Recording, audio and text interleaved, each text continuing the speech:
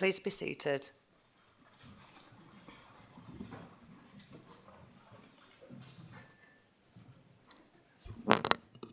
Right, good afternoon. I would like to welcome everybody back to the meeting. Before we begin, I would like to outline the domestic arrangements for this meeting. We are not expecting a fire practice, but if the alarm sounds, please leave the chamber and turn right down the stairway through the emergency exit on the ground floor.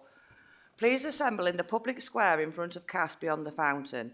Anybody with mobility issues should wait in the refuge area near the lift and use the intercom to call for assistance. This meeting will be recorded and published on the Council's YouTube channel. By entering the Council chamber, you are accepting that you will be recorded and your images will be retained and broadcast by the Council. If any members of the public or press wish to record or film any part of today's meeting, please ensure this does not disturb proceedings. Can everyone ensure that their mobile phones are switched to silent? As this is the Council's annual meeting, there is no provision on the agenda today for members or the public to ask questions. Can I remind members wishing to speak during the course of the meeting to indicate by pressing their buttons once only? When you are invited to speak, your microphone will be activated by the government staff. So please do not press the red button again to speak. Right, because this does switch off your microphone. You will only need to press your red button again when you have finished speaking. I would like to confirm I have received apologies from Councillors Lainey May Ball, Laura Brough, Nigel Cannings, Cynthia Ransom, Gary Stapleton and Rob Reid. Are there any other apologies for absence, please?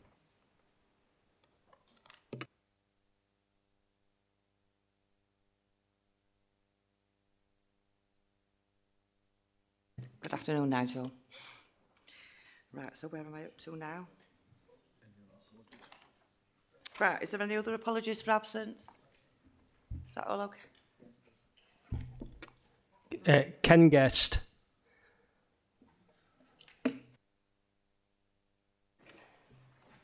Right. Anyone else? So where was that? No. Oh, who's beeping? Oh, Councillor Church. Beth Chapman. Any more? Thank you.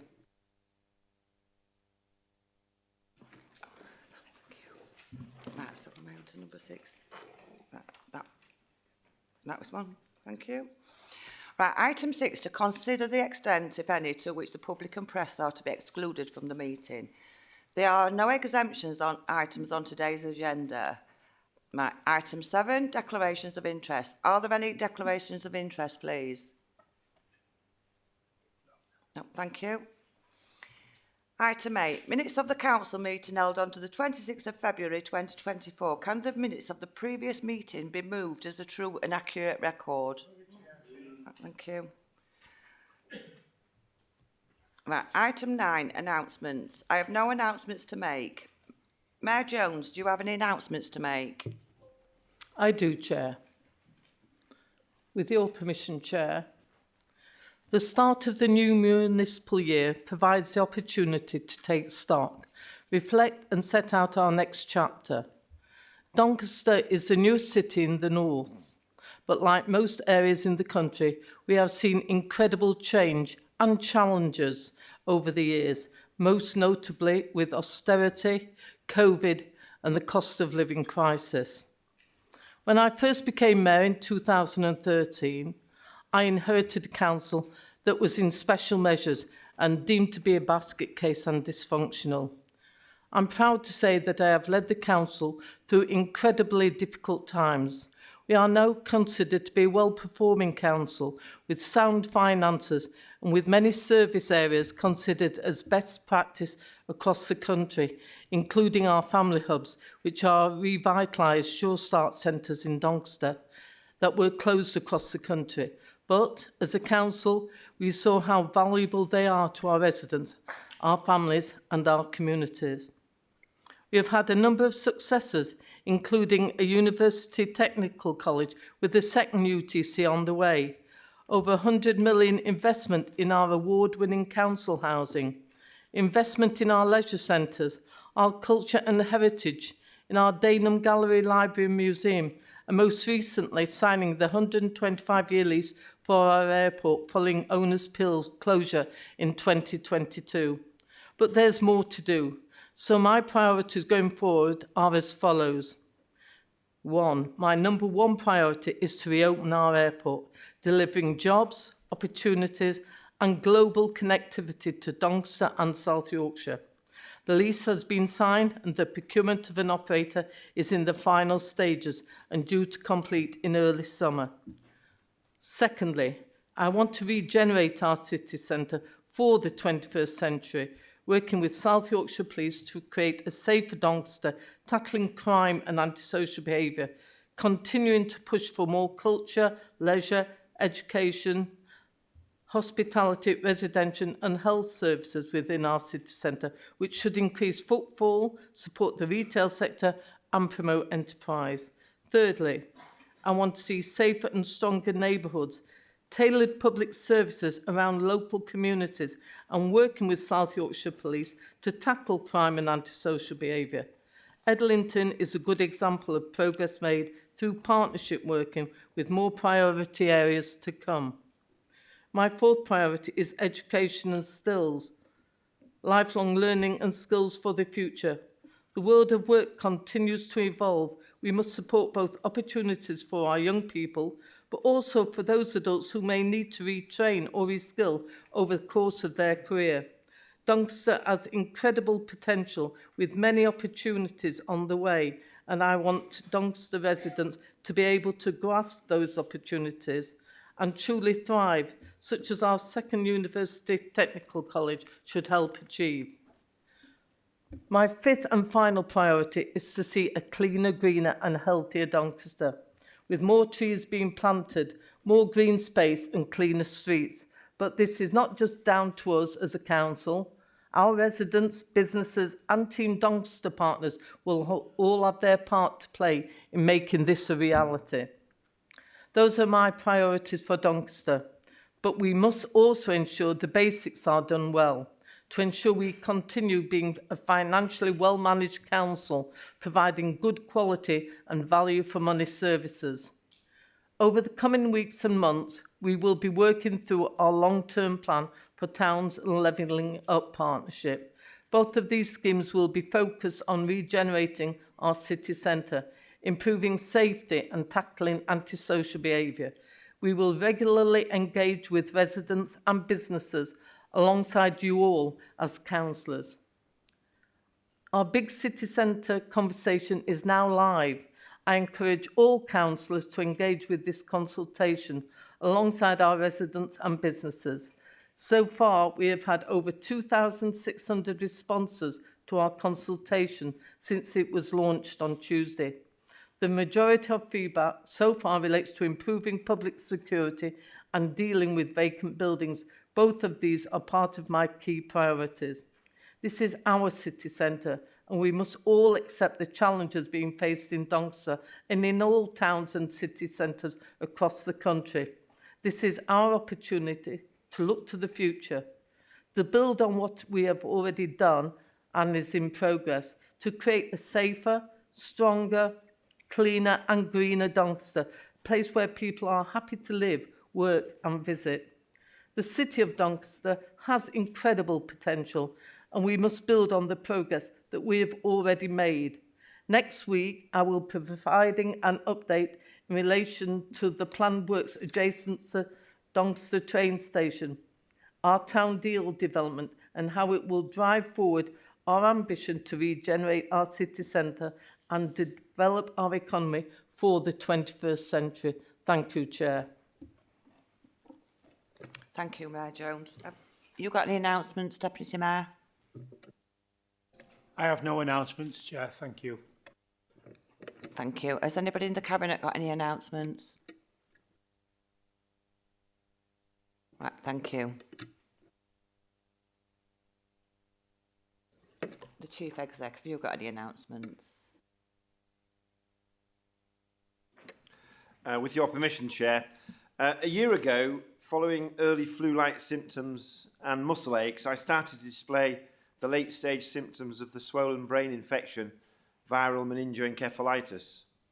You may recall in the first part of the AGM, I mistakenly handed the flowers intended for the retiring Deputy Mayor's consort to the incoming Deputy Mayor.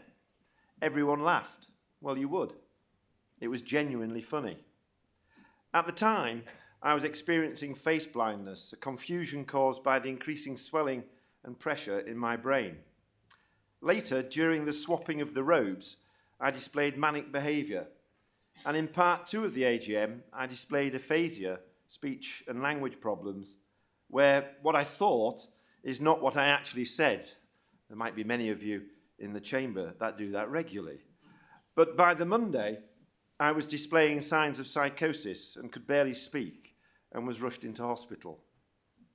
So a year on, I want to thank sincerely Ros, the council and elected members for the continued support over my initial recovery period before returning to work full-time in September, and also for agreeing to light up red the Mansion House on the 22nd of February this year in support of Encephalitis International's campaign to raise awareness of the symptoms of encephalitis. Early detection and targeted treatment can reduce the 30 to 40% mortality rate, improve recovery, and limit lasting effects. Last month, I ran the London Marathon in aid of the National Brain Appeal, which supports brain disease, injuries, and disorders. And I'd like to thank the many staff, elected members, Team Doncaster partners, and members of the public who donated to this cause. I raised, with gift aid, an amazing total in excess of £6,000 to support vital research and rehabilitation work. Returning to this time last year when I spoke, or rather when I woke from my coma after 8 days in ITU, still sluggish due to the drugs, the first thing I said was that I love my nearest and dearest. The next thing I said to my wife was, let's sell the house and move as I'm retiring. However, 12 days of speaking little, honestly, and listening and observing a lot to the particularity of things in the wards, whilst also thinking and reflecting a great deal, got me to revise my original intention, and here I am a year later. My decision not to retire and to come back to work was simple. I'm not yet ready, as there is much unfinished business. And for those of you wondering what that unfinished business is, well, you've just heard the long list of things to do from Ros. So, colleagues, in closing, as we transition from one municipal year to the next, I wanted to share 3 insights from 3 recent but very separate events. It's a truism, but we live in interesting times. Last week, I was listening to a speech by Andy Haldane, the CEO of that august body, the Royal Society of Arts. He was previously the chief economist of the Bank of England, so he knows a thing or two about planning for the long term. His speech was entitled, From an Era of Anxiety to an Age of Aspiration, describing how many of our key systems, economic, social, political, and environmental, are in recession. He contended that this has left us in an era of anxiety about the future, one at risk of becoming self-reinforcing. He asked, what are the bold initiatives we need to do to spring the trap, inject optimism and dynamism into our decision-making, and shift us into an age of aspiration? Surely, this needs to be the work of government at all levels, including us. And while the zeitgeist is full of headlines understandably craving for stability and security, we also need to be innovative, bold, and aspire if we want Team Doncaster's mission of thriving people, places, and planet to succeed. So I do believe there are reasons to be cheerful. You only needed to be present in the Eco Power Stadium last Friday to witness this and the relentless Donny pride and spirit as the sellout crowd of over 20,000 supporters cheered on our club in the playoffs. Sadly, it wasn't to be. But if you wanted to witness great leadership in the face of a major disappointment and the ability to reset and rise again, then listen to what the Rovers manager, Grant McCann, said on X the following day. Good evening, Doncaster Rovers fans. We're so sorry we couldn't deliver you a promotion this year, but we'll be back, re-energised to do it all again. And so will we. Such is the joy and duty of local government. My final reflection is from Wednesday this week, when the outgoing civic mayor conducted his last formal duty to confer the status of Freeman of the City, the first as a city, on the businessman, entrepreneur, philanthropist and lifelong Doncastrian, Lord Kirkham. Continuing a theme in his acceptance speech, he talked about the pride he had for our shared past, our traditions, the people and place of Doncaster, but that our energies and ambition should be invested in our future, nicely summed up in his phrase, Doncaster's best days lie ahead of us. I couldn't agree more. If we continue to do it together for Doncaster. Thank you for indulgence, Chair and members.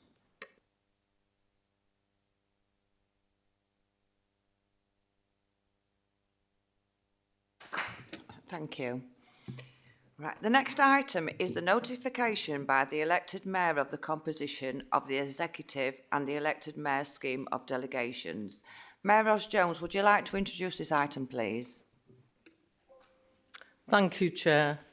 First of all, I would like to formally acknowledge the work of Councillor Rachel Blake, who for the past 3 years has been my Cabinet Member for Children's Social Care and Equalities, and previously Cabinet Member for Adult Social Care from 2017 to 21, and formerly Chair of Health and Wellbeing. Due to work commitments, Councillor Rachel Blake has decided to step down from her Cabinet role. Rachel, I will miss you as a colleague. I will miss your drive and enthusiasm to deliver for the people of Doncaster, and I wish you all the best with the next chapter in your career. Rachel, I thank you for your service over the years, and I look forward to continue working with you in your role as a councillor. Thank you, Rachel.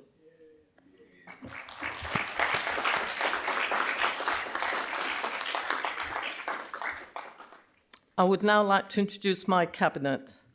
Councillor Glyn Jones is the Deputy Mayor and will lead on housing and business. Councillor Lainey May Ball is a Cabinet Member for Early Help, Young People and Children's Social Care. Councillor Nigel Ball is a Cabinet Member for Public Health, Communities, Leisure and Culture. Councillor Joe Blackham is a Cabinet Member for Highways, Infrastructure and Enforcement.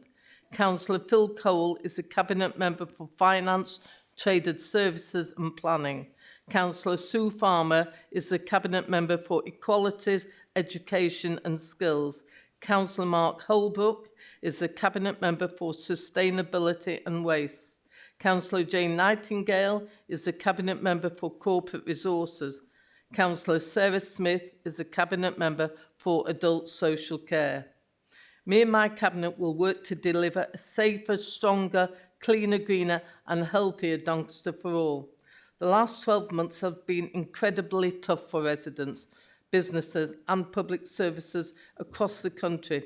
The cost of living crisis is still impacting our most vulnerable residents. I've already laid out this Council's priorities. These are critical for the prosperity of this great borough, now city of Doncaster. My vision is ambitious but achievable and will create a Doncaster that truly thrives and leaves no one behind. Thank you, Chair. All right, can I thank the Mayor for her information she's just provided? All right. The next item is the Council-appointed committee and subcommittees' terms of reference. The report asks Council to note the terms of reference for committees and subcommittees and seeks Council approval to the proposed revision to the terms of reference of the Audit Committee and the Health and Adult Social Care Scrutiny Panel for the 2024-25 municipal year. The revisions proposed are outlined in the paragraphs 9 to 10 and in the appendix to the report. Does any member wish to speak on this item?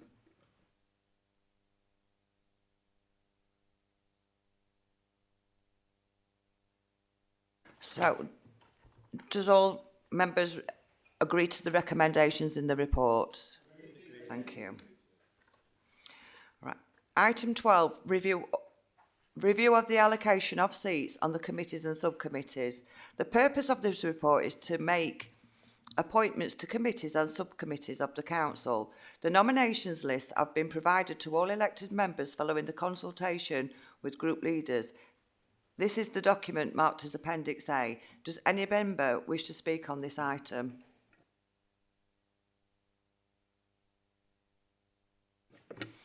Is that agreed? Thank you. I'm turning over. That's all. Item 13, appointments of chairs and vice chairs of committees and subcommittees. All members have been provided with a copy of nomination list, which is the document marked as Appendix B. Does any member wish to speak on this item? Thank you. Is that agreed? Right. Item 14, council appointments to outside bodies. The purpose of this report is to agree appointments to the outside bodies for the 2024-25 municipal year. A hard copy of the nomination list has been provided to all elected members, which is the document marked as Appendix C.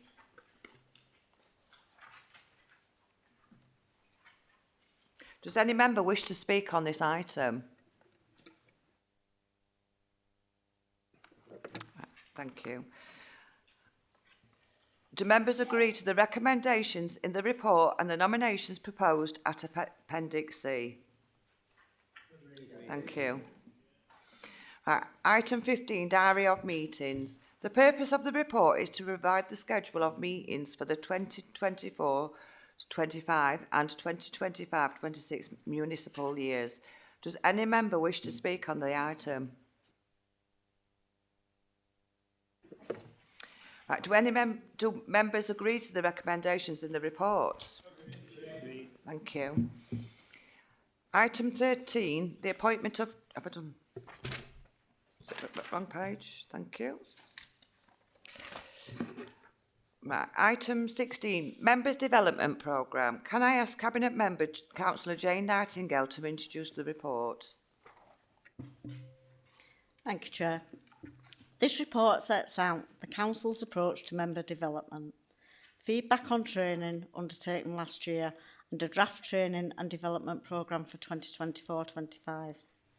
The programme for 2024-25 is attached in Appendix A, and officers are currently working to confirm dates and times of some of these meetings. We will continue to provide an opportunity for those who have not yet done any mandatory training, or they've got some loopholes where they're missing a bit of mandatory training as they arise. Members who are taking up new positions on committees such as licensing, planning and audit, or are new to chairing committees, will be given an opportunity to undertake their training shortly after the AGM. The cross-party member development working group, of which I chair, will continue to review member development and training and identify how we meet the needs of members moving forward.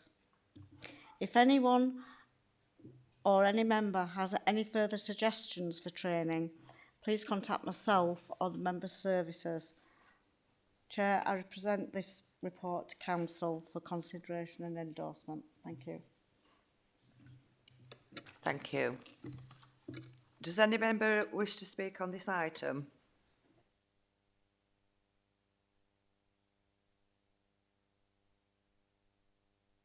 Right. Do members agree to the recommendations in the report? Thank you.